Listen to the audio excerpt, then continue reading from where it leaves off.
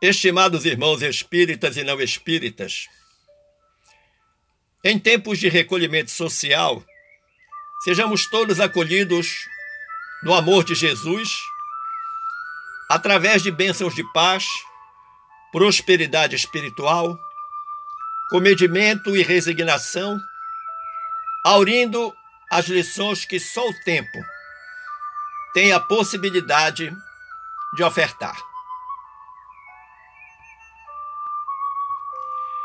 Esta palestra apresentada virtualmente deveria ser realizada presencialmente no dia 19 de julho deste ano de 2020,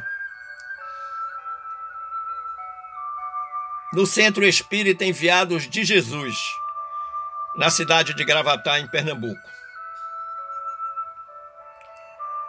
O nosso tema vem da obra Entrega-te a Deus, da Lavra Mediúnica de Divaldo Pereira Franco, pelo espírito Joana de Ângeles. E refletiremos sobre o prefácio deste livro, assinado pela mentora Joanina, na cidade de Salvador, no dia 14 de julho de 2010. Portanto, há 10 anos. Antes, porém, reflitamos sobre um breve texto contido na obra A Busca da Perfeição, psicografada pelo mesmo Divaldo Franco, só que desta vez através do espírito Eros. Disse o benfeitor espiritual: o charco triunfante trombeteou sua superioridade, ameaçando o lírio em botão, dizendo-lhe: tenho-te as raízes presas ao meu lodo, com o qual irei envenenar-te. Sem qualquer reprimenda ou ressentimento, a planta permaneceu silenciosa e, ao amanhecer do dia seguinte, coroou-se de flores alvas que amenizaram a podridão do charco com o suave perfume que trescalava. Então observe, meu irmão, minha irmã, que da própria natureza nos vem a bela lição de como devemos nos comportar ante as dificuldades da vida, mormente nessa época de pandemia, quando o silêncio e a oração se impõem como essenciais no aguardo da solução que sempre virá, não importa o tempo que demore. E a isso chamamos de esperança. Mas Joana de Ângeles começa o prefácio oferecendo um perfeito diagnóstico. Diagnóstico que, daquela época, é perfeitamente aplicado aos tempos que vivemos hoje. Disse ela: a desenfreada busca do prazer entorpece os sentidos das criaturas que se arrojam aos despenhadeiros da aflição. É fato, meus amigos, que continua o homem a valorizar excessivamente os prazeres terrenos, geralmente associados às viciações de diferentes ordens, como as glutonarias, o álcool, o sexo, as drogas e o mais perigoso de todos os vícios, que é o vício do consumo. Pensa o homem em comprar tudo que lhe aparece pela frente, experimentando dessa forma um prazer fugidio e tolo, e que fica presente apenas naquele instante da conquista, da aquisição. E Joana prossegue advertindo: Jamais houve tantas gloriosas conquistas do conhecimento e da razão como sucede na atualidade, sem que se manifestem correspondentes vitórias sobre as paixões primevas, que permanecem em predomínio, atormentando aqueles que lhes tombam nas armadilhas bem urdidas. A continuação do pensamento de Joana é um alerta para todos nós. Pois a maior de todas as vitórias que o homem pode conquistar é sobre si mesmo, sobre as suas paixões e os seus vícios, os quais lhe mantêm preso por uma encarnação inteira, sem que disso se dê conta. Em que pese todos os avanços da ciência, da tecnologia, nós ainda estamos atados àquelas paixões mais primitivas do nosso espírito e que todos os dias somos defrontados e capturados em verdadeiras armadilhas da própria vida. Em seguida, Joana aponta que ainda estamos perdidos, apesar destas conquistas. E ela diz com muita propriedade: o ser conquistador dos espaços siderais ainda não logrou autoconquistar-se, libertando-se das amarras vigorosas dos vícios e dos instintos agressivos. E esse autoconquistar-se é fundamental para esse processo de libertação. Mas nós ainda ficamos a imaginar que é através do consumo dos vícios mais rasteiros que nós vamos conquistando essa tal felicidade, que de felicidade não tem nada. E Joana diz ainda: sonhando e viajando no rumo do infinito, o homem aturde-se e perde-se nas mesquinharias do cotidiano, a que valoriza excessivamente. Um perfeito diagnóstico. E ela diz ainda: em razão disso, há grandezas no seu comportamento e pequenezes nas aspirações, raramente superando os limites do imediatismo atormentador. E por que ela diz isso? Porque para nós, infelizmente, tudo ainda é imediato. A nossa noção de futuro ainda se mede na agenda e no calendário. Nós ainda não fazemos a menor ideia do que seja a vida espiritual, da vida após a vida, pois ainda queremos tudo para o aqui e agora, esquecendo, inclusive, de que colheremos tudo aquilo que plantarmos, seja de bom, seja de mal. E assim se comportando, segue o homem em seus descaminhos. Daí Joana dizer: o andarilho das estrelas perde-se no matagal sombrio da convivência familiar, no trabalho, na sociedade, acumulando amarguras e ansiedades que ressumam continuamente, ou seja, que estão sempre voltando, entre receios injustificáveis e fugas espetaculares em direção ao consumismo e às angústias que não têm sabido diluir. Então é no consumo, nas coisas de pouco valor, que a maioria de nós ainda se atém. Abraça o material como se ele fosse a tábua de salvação.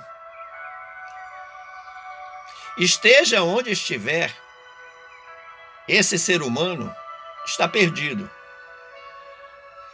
E não tendo sentido para a sua vida, ele busca nas prateleiras aquilo que lhe dará um momentâneo prazer. A ideia de sentir-se completo, de sentir-se inteiro. Mas passada a euforia da posse, retornam as angústias. Pois ele não sabe o que quer, não sabe de onde vem, nem para onde vai. E desta forma, ele se torna um eterno insatisfeito. E por quê tanta insatisfação? E Joana responde: porque está ambicionando sempre a aquisição da cornucópia da fortuna material para atender às necessidades que o atormentam. Que necessidades e ansiedades são essas? As do prazer, as do consumo. Tudo que é efêmero, tudo que passa.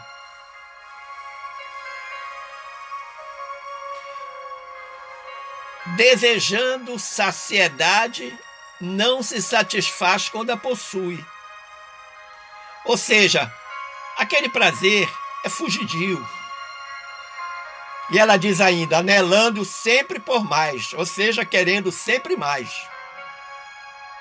Nem se harmoniza quando em carência do supérfluo, que o libera da carga aflitiva dos valores sem valor, mas aos quais atribui significados.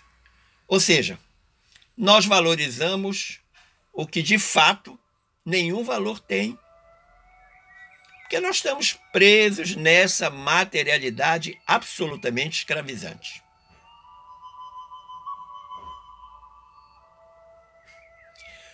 Tudo que não tem sentido adquire para este homem um grande significado.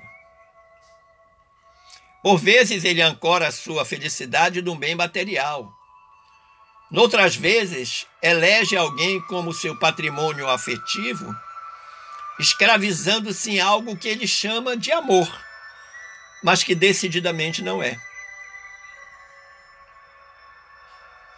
O pior é saber que, depois de Jesus, há quase 2000 anos, o homem repete os mesmos erros, apesar da jornada gloriosa do Cristo entre nós, outorgando-nos o seu evangelho, a boa nova, como um caminho seguro para a felicidade indescritível e imperecível, e que não é a felicidade deste mundo, mas que começa nele.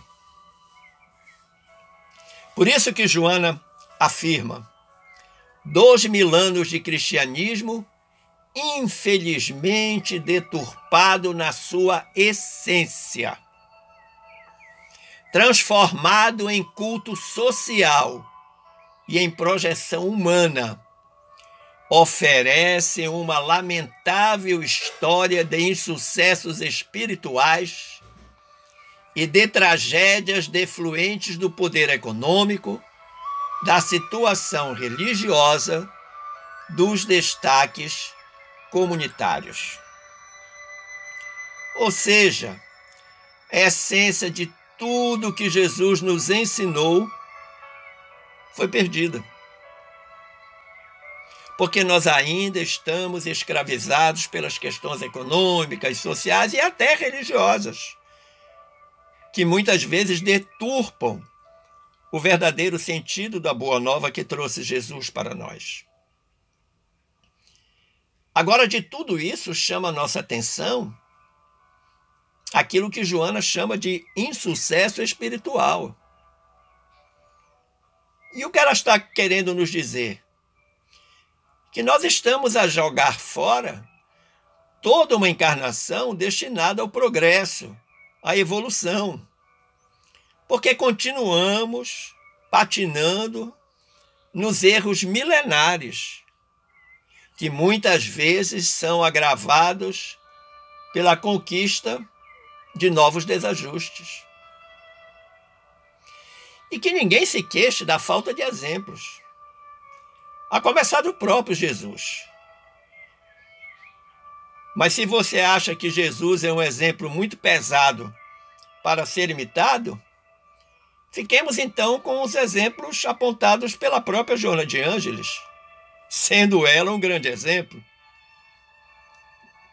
Diz a mentora de Divaldo: os exemplos de Francisco de Assis, de Teresa d'Ávila, de João da Cruz, ou mais recentes de Madre Teresa de Calcutá e de Francisco Cândido Xavier, dentre outros admiráveis missionários de Jesus, abrilhantam as histórias de fé, mas não se transformam em motivos para que sejam repetidos com o mesmo sentido de dedicação e de renúncia pelas coisas e opção pela verdade. Então observe, meu amigo, quanta maravilha nesta sentença transmitida por Joana. Nós ficamos maravilhados com essas histórias de fé destas figuras absolutamente extraordinárias que passaram entre nós. Mas isso fica apenas no brilhante, no espetacular, sem que nós tomemos essas histórias como motivo, como motivação para que nós repitamos esses exemplos maravilhosos, nos tornando verdadeiros partícipes da história que nos foi legada por Jesus. E há uma palavra-chave nesse pensamento de Joana, que é a palavra renúncia. Renunciar não só às coisas materiais, mas aos maus pensamentos, às más palavras, às más ações. Pensar bem sempre antes de falar e de agir.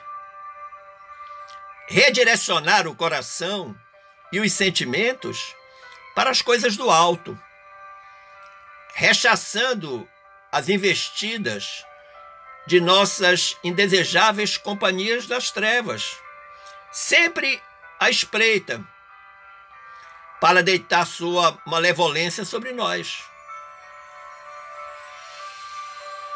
Mas depois de exaurir-nos com severas e necessárias admoestações, Joana acena com uma certeza alentadora.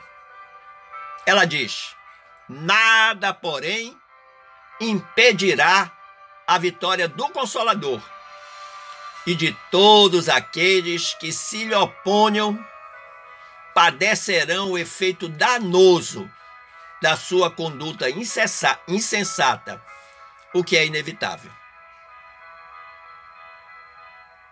O Consolador prometido por Jesus, na forma de nossa abençoada doutrina dos Espíritos, esclarecedora, confortadora, orientadora por excelência, a apontar-nos os caminhos, ainda que muitas vezes dolorosos, da redenção da nossa própria alma. Mas também a benfeitora de Divaldo não deixa de apontar a consequência para aqueles que cerrarem oposição ao Evangelho de Jesus na forma do Consolador prometido. E ela adverte que eles padecerão um efeito danoso pela conduta insensata. E ela prossegue oferecendo-nos a chave que abrirá as grades desse encarceramento materialista que ainda vivemos. Ela diz: é necessário amar e compreender a todos, Portanto, não há seletividade nessa conduta. Todos, indistintamente, procurando modificar as estruturas do pensamento e do comportamento doentios que vigem na sociedade aflita. E a estrutura do pensamento e do comportamento de cada um de nós, pois é da mudança individual que nós teremos a grande mudança coletiva. Oferecendo Jesus e sua doutrina com a pulcritude, ou seja, a perfeição e beleza com que ele e seus primeiros discípulos e seguidores nos ofereceram, e de que Allan Kardec se fez o ímpar mensageiro dos novos tempos. Então é pelo meu exemplo, pelo seu exemplo, que nós haveremos de, no efeito de contaminação, atingir a sociedade como um todo. Mas dois verbos são essenciais nessa tomada de decisão: amar e compreender. Sabemos verdadeiramente o significado deles? Sabemos colocá-los em prática? Mas para que isso ocorra, devemos nos perguntar se já sabemos onde está Deus. E Joana oferece a lenda de um trabalhador braçal, camponês, que é instado por um indivíduo citadino, um indivíduo da cidade, que pergunta: camponês, tu crês em Deus? E o camponês responde: sim, senhor, eu creio em Deus. E disse o homem: então, nesta manhã maravilhosa, mostra-me um lugar onde Deus se encontra. E o homem da cidade sorriu sarcástico. O camponês, homem humilde, olhou em volta, enquanto se apoiava ao cabo da enxada, e depois com naturalidade respondeu: Senhor, eu não sou capaz de mostrar um lugar onde Deus se encontra nesta paisagem iluminada. No entanto, eu peço ao Senhor para mostrar-me um lugar onde Deus não está. Quão maravilhosa é esta mensagem do homem simples, destituído talvez das letras, dos títulos, das posses intelectuais, mas que dá uma bela lição do orgulhoso homem da cidade. Muitas vezes nós procuramos Deus nos altares, esquecendo que Ele está bem juntinho de nós, na face sofrida de um irmão, na criança órfã de pão e de amor, na mulher maltrapilha que na rua recolhe restos para saciar a fome, naquele pedinte que ergue a mão trêmula em busca da migalha redentora, e até mesmo do familiar que reclama atenção dentro do próprio lar. Deus está em tudo e em todos. E por isso Joana diz: Deus se encontra em toda parte, onde quer que se apresente a sua obra. E tudo no universo é obra de Deus. Um Deus cujo significado Jesus alterou profundamente. Pois aquele Deus justiceiro apresentado por Moisés e que penetrou as mentes humanas por milênios, foi substituído por um Deus de amor, por um Pai misericordioso e justo. E assim, no curso dos séculos, fomos vencendo etapas, conhecendo esse Deus apresentado por Jesus, mas conhecendo e também esquecendo. É por isso que Joana disse: do Deus bárbaro e vingativo, imprevidente e humanoide, lentamente passou com Jesus Cristo a condição de sublime Pai, num conceito afetuoso e ainda humano, porém compatível com a humana capacidade de vivenciá-lo no seu dia a dia. E essa é a grande diferença entre o Deus de Moisés e o Deus de Jesus. O Deus de Moisés era inimitável, inalcançável, mas o Deus de Jesus não. Ele está a nosso alcance. E imitando Jesus nos comportamentos, nós estaremos mais próximos de Deus.